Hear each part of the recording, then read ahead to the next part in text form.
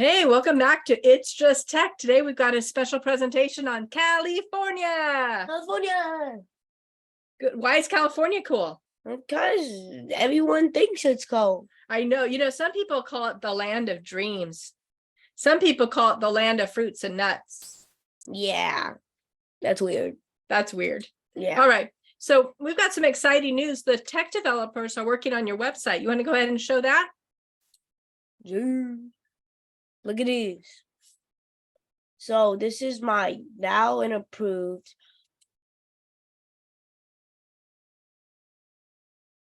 It's pretty cool, isn't it? It's coming along. The rest of it's still being built out, but it says It's Just Tech. I don't know what that sign up there is.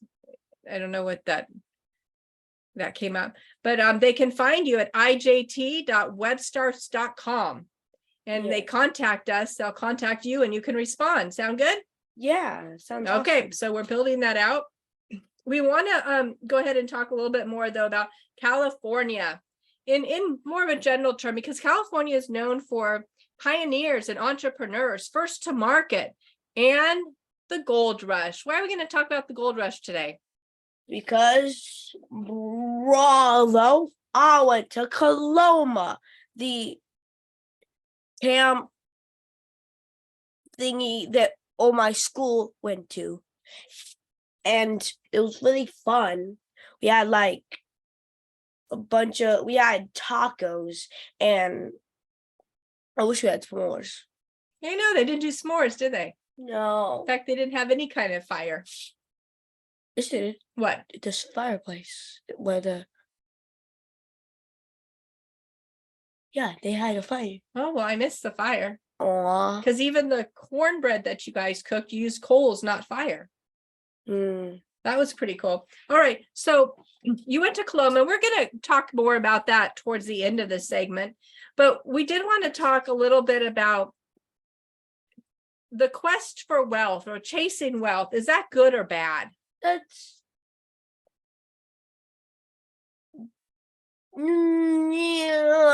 so good. Because like a bunch of people went there, the hope for doing something great and achieve a bunch of money by mining. But 80% of the people that got there just got stuck there because they didn't have enough money to go back, or their family didn't have enough money to come over there. So like it was not, and the what's it called? The governor for California put $5 a head for each what's it called, a mayor? He put on a bounty, right? And we'll talk more about that in a later segment. So really the perspective kind of impacted whether or not somebody was feeling that was good or bad. But even those who found a lot of gold, there were very few that made it big, huh? But it really caused a lot of challenges with families and devastated those who are already on the land. Yeah. Okay, so that's what we're going to talk about today, a little bit about the gold rush fever. And normally we talk about the tech because that's the tech gold rush of modern day with the venture capitalist funds and launching companies that you hope are going to make it, like Twitter and YouTube and all these billion-dollar companies, which was their form of a tech gold rush. But we're going to go back in the day to talk about whether or not wealth is good or bad. What do you have on your next tab? So, well, I have like a bunch of wealthy people, that don't really respect God and respect other people. All they care about is their money and nothing else. Because like it says that in Matthews 19:24, that it is easier for a camel to go through the eye of a needle than a rich man to enter the kingdom of God. That's really interesting. And some people say, hey, don't bring religion into this and don't even talk about the Bible. But it's interesting. After these last few years, more and more people are saying, hey, I'm a Christian. And they're saying, hey, I do read the Bible, right? We're finding more people like that.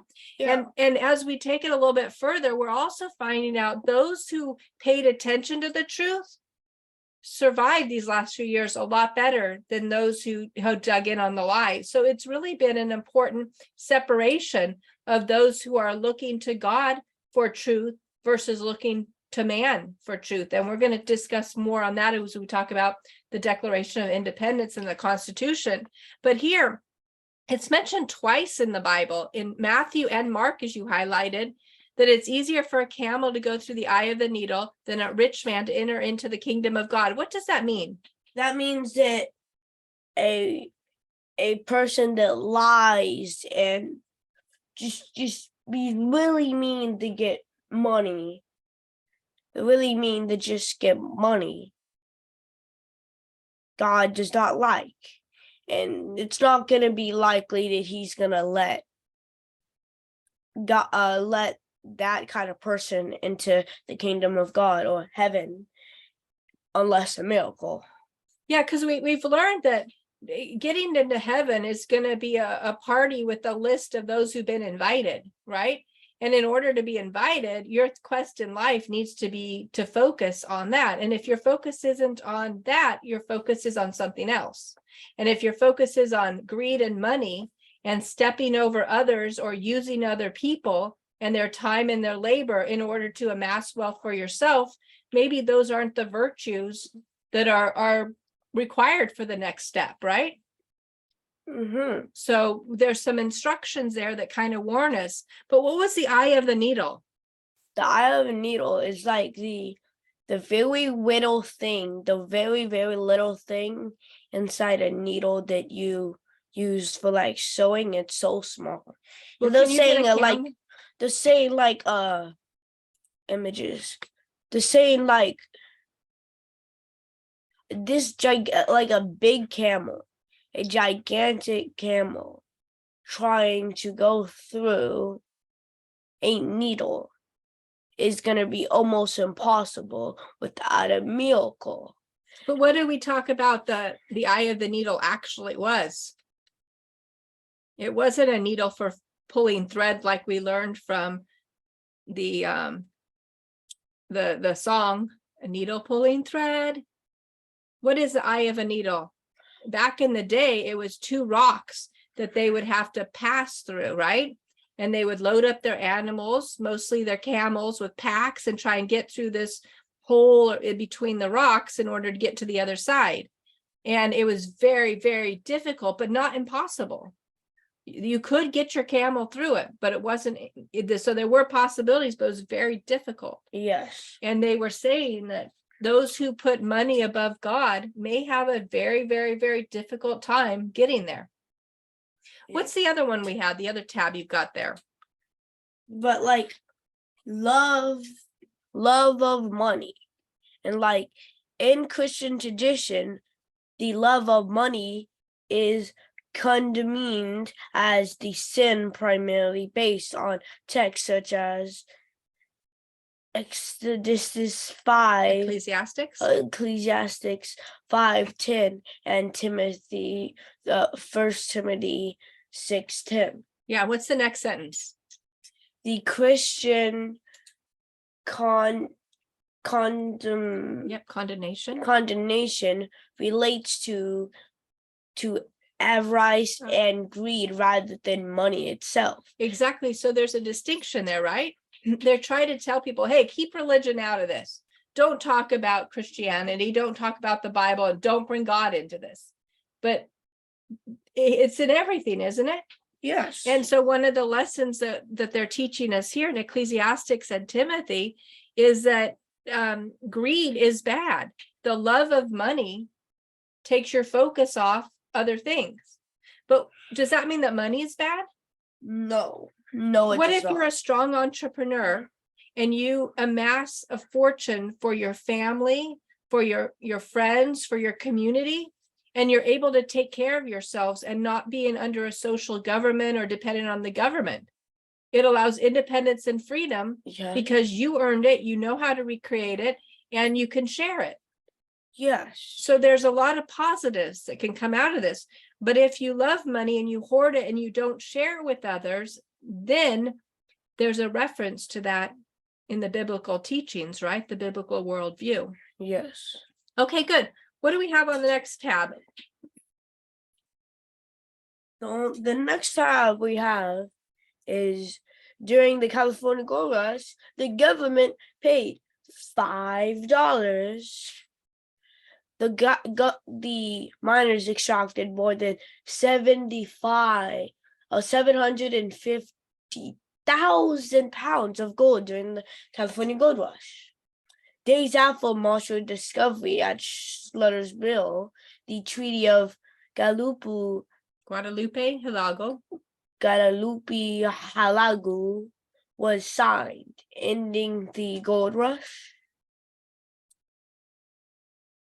Click. I think we've got that tabbed up later on to get the cliffhanger, what it's ending. But you did open this one up. So this is interesting. So they're talking about the gold rush here in California and pulling people from around the world. Well, what was this title here? This just happened last 2 weeks ago, May 4th. Yes, the Colorado Teachers Union makes a anti-capitalist activism an official goal. Yeah, so essentially what they did is they came together and voted that capitalism equals greed, which, just like the biblical teachings or the biblical worldview we looked at, that doesn't mean that those equal. There's a jump there, right? Money can be helpful. Yes. Money is a tool that we can use, but here they made a leap that capitalism is greed. And in this case, it's not like Gordon Gekko. They're saying that greed is bad. And they went so far to say that greed is all the evil, all the labor problems, all the land problems, all the problems that we have in the United States are because of capitalism. Well, if we don't have capitalism, what do we have? We have, what's the thing? Capitalism. Well, what they're calling it a democratic, because they want it to seem like we're voting in democracy, but they're calling it democratic socialism. What is socialism? Socialism. Wait, what the? Socialism is the idea that we're all social people and we work together to the common goal. And socialism, Marxism, and communism are all rolled together. So essentially, it takes from those who are earning and divides it up equally among everybody around it. Is anything ever equal? No. So a few at the top get everything and everybody else lives in poverty. Does that sound like a better system? No, it does not. Not at all. Well, that's the direction if we're not having capitalism, because capitalism gives individuals the right within the system to decide where they fit in the process. Yeah. Right? If you want to be a multi-billionaire from many companies, then you get the education and pull together a team and do that. And if you just want to sit at the river fishing every day, you can do that too. Yeah. But your income level is going to be a little bit different based on the path you choose. What do you think about capitalism? I think capitalism is just because like people earn the money. People earn the money and then they just get the money just gets taken away to people just sit on the couch all day watching TV and make a living of just sitting on the couch watching TV because they keep getting paychecks from these rich people that earn the money. Or maybe not rich people, but just normal people that's taking it out of their paycheck and give it to the poor people that just get to sit on the couch all day. Well, the government does it through policy, right? Yeah. So even though we live in a capital society right now, through policy, they're eroding that. And one is taxation. Taxes have gotten so high that they're overtaxing those who have money to give to social programs for those who don't. Another way are the H-1B visa programs, where they're bringing people in from overseas to take jobs that the locals should have. And although there are restrictions in the laws and regulations, they're not being applied. So people are getting replaced. And therefore their income level is going down. And through education and now teaching that capitalism is bad, you're going to raise a whole nother generation who's not going to want to start their own business, who's not going to want, they're going to want to go towards another way, thinking it's better to help out the whole society. But if you have a pitcher of water, but that there's no water in your pitcher, how much water can you give to other people? Zero. Right, but if your pitcher is full, how much water can you give? A bunch. Yeah, then you can overflow and share. Yeah. So capitalism allows those who have the intellect and the ability and the strength to amass, and then in their own way, share with the community. Yeah. Yes. Okay, what about the founding fathers? Let's look at the next one here.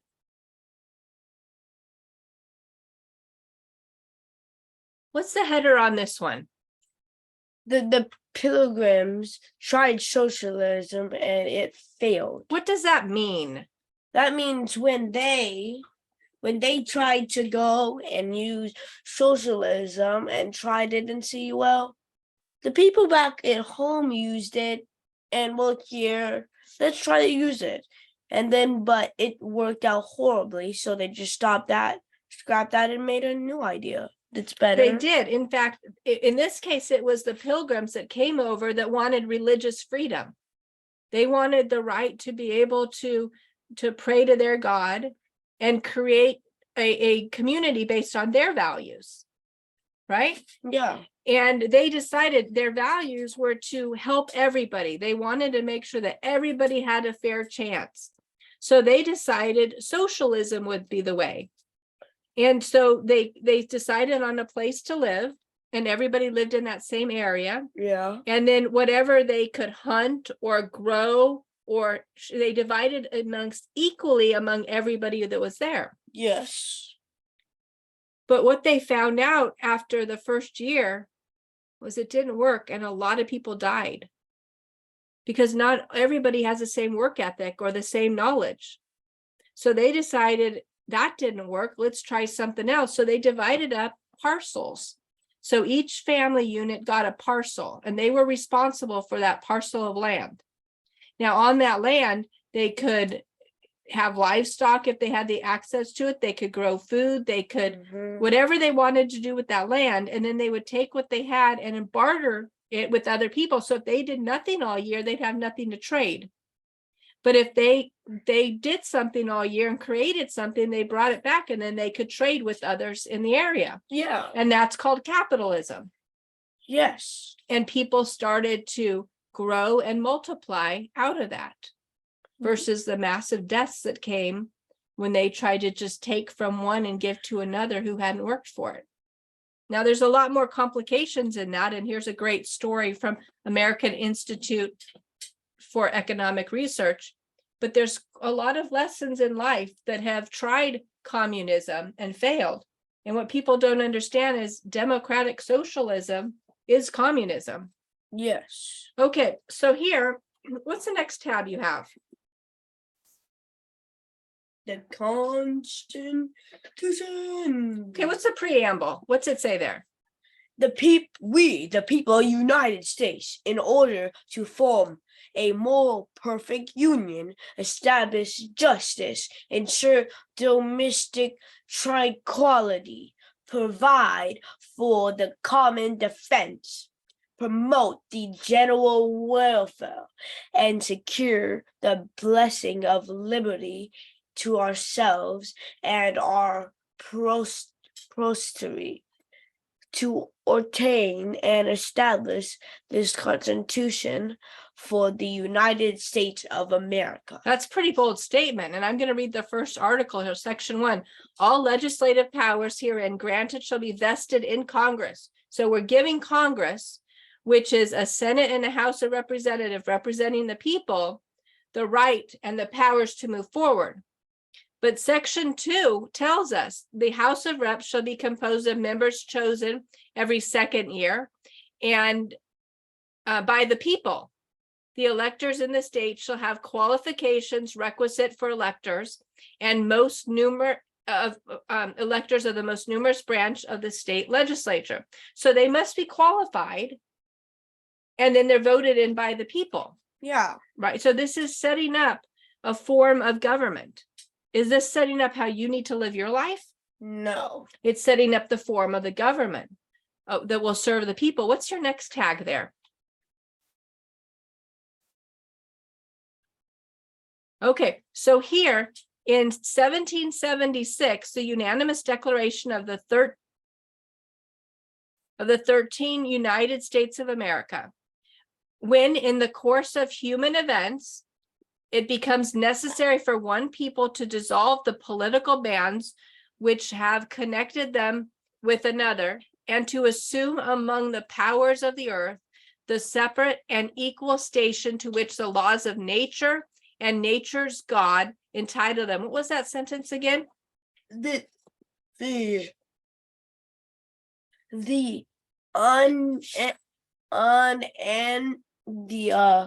laws of the nature and of nature's God entitle them. Yep. So these are God-given rights, right? These are natural from God. So if we go down further, we hold these truths to be self-evident that all mankind are created equal and they are endowed by their creator. They are given to them by their creator with certain unalienable rights. That rights among these are life, liberty, and even pursuit of happiness. You have a right to be happy. Yeah. That is to secure these rights. The governments are instituted among mankind, deriving their just powers from the consent of the governed. This doesn't say that the government is in charge of the people. This said that the people who are going to be governed are going to give consent to the government. They will vote them in and choose them. But it also says that to secure these rights, the governments are instituted among men, deriving their just powers from the consent of the governed, that whenever any form of government becomes destructive to these ends, it's no longer serving the people. It is the right of the people to alter or abolish it and to institute a new government, laying the foundation. Yes. Right? These principles are based on God-given rights. However, today we're in an environment where the people fear the government rather than the government fearing the people. What does that mean? That means that people just fear the government because they're all powerful, they have all the money, but people don't actually know they can just kick them out of office. They just don't know that. They forgot about it. Well, we can't right now because the government has become so corrupt that they are making the rules up themselves, right? Yes. And yet our own Constitution and the founding of this country was putting them in their place. Yes. Exactly. Okay, what's the next one you have there? The next one I have here is the Bill of Rights. Okay, why did we choose the Bill of Rights? What's the first one? The First Amendment, the Congress shall make no law respecting an establishment or region, or prohibiting free exercise thereof, or prohibiting freedom of speech, or of the press, or the right of the people to peacefully to assemble, and the petition the government for. Exactly. So the reason we're coming into this is we started this out as welcome to California, right? The land of pioneers and entrepreneurs. And we've talked about the gold rush of people rushing in for money and whether or not it was good or bad and what the biblical worldview is on that. Well, why are we now bringing this up here? Where are the social media companies headquartered? They're headquartered in a place called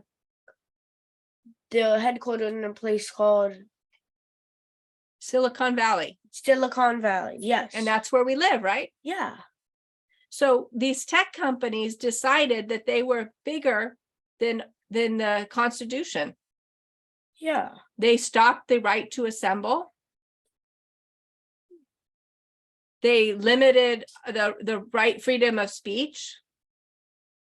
And now we're just trying to move forward in order to figure out how we can get our voices back. Yeah. And that's why, if anybody else out there wants to start a channel, we're going to start a program this summer that's going to show people how to use your voice. Yes. Right? We use tools of Zoom and YouTube in order to get our voice out, and we're hoping that other people will too. Yes. And this is Coloma, where I went. And I remember that we were at the Coloma Resort. And at this Coloma Resort, we were right there next to the South Fork American River, right there. Mm-hmm. It's really fun, and they did an awesome job. So overall, the summary of whether or not the gold rush was good went back and forth. People had some good points and some bad points. What about with the tech and everybody rushing from around the world to Silicon Valley? The tech is good because there's a lot of new ideas, new things that will be more helpful, more faster, more just better. People, geniuses. But along with the good, knocks out a lot of people in the wake, right? Yes. Good. So overall, if we were to talk about the keys to the gold rush, what would be some key takeaways? What's the big takeaway? The big takeaways are what? One, they killed a bunch of Native Americans that were already living there, thinking that they were a threat. And two, that a lot of people didn't even get any gold and got stranded there. And three, it just, a lot of people were like getting really poor because they went there, because everyone else, and then they were raising the prices for these little things with gold and stuff. Okay. So the key takeaway that you noted before is what? That to be the key takeaway is that everyone was just, a lot of people were not getting what they came here to get, the main goal to come here.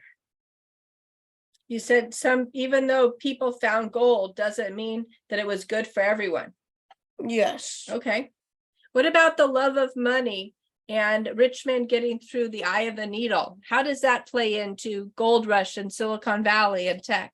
Because a bunch of people just got a little bit of gold and found out, and then they were getting all rich, and then once they got started, they just wanted more money, needed more money, more money, but they kept having that, and then that made it so they just were not focused on God or anything, only focused about their money and themselves. Exactly. And the virtues are different, or the values are different, right? Yes. And so it's going to pave a path, and at some point no amount of money will ever be enough, because they'll keep going for more and more and more. Yes. Exactly. All right. So that was a little bit of a conversation about California's multiple gold rushes, whether it was the gold rush or the tech rush. And then of course, we talked a little bit about the trip to Coloma, which was a beautiful resort. We were very blessed to stay there.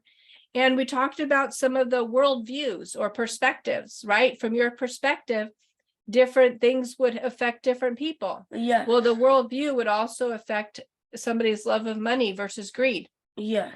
Or just using money as a tool of capitalism in order to support your family and your community, Yes. right? So we went over a lot of social topics here, and I hope that anybody that listened to this can kind of put their own opinion together and dig into a little deeper into what capitalism actually is and how it can help in a society, and how capitalism is actually what built the United States to what it was before we started to be taken down. Any Yes. other points you want to add there? Okay, so this has been It's Just Tech. You can follow me. It's Just Tech 2 on Instagram and in Twitter. So see you next time, and see you on the flip side of It's Just Tech.